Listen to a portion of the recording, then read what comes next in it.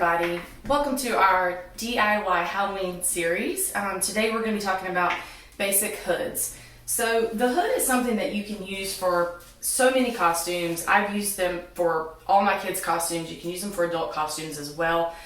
I've used this pattern for everything from a bear to a dog to a bat and even a Scooby-Doo and a baby giraffe. So it's been really handy and it's really easy. And the cool thing about it is that you can add Velcro or snaps along the bottom of the hood and attach to a bodysuit, and you can have your full costume. So your pattern is going to be 4 pieces, and it's going to look a little something like this. This is your first piece, and then there's a second piece. You cut 2 of each pattern piece, and it's put together almost like a motorcycle helmet. Let me show you. This is a Dalmatian that I made from the basic hood pattern. So you can see it has a little space for the face.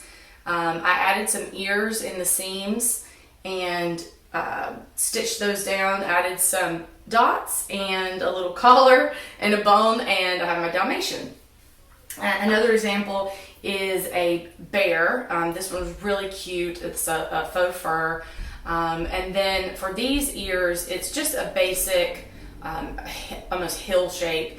And you can take a really thin foam like this that you can get at any craft store and just cut it in the shape of your ear. And then, you can really get some good ears made for that. So anyway, these are just some examples of a basic hood. Like I said, it can be used for so many different animals, different characters.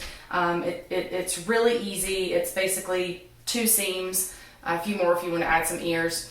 So yeah, give it a try. It'll work for almost anything you can think of. All right, thanks for watching.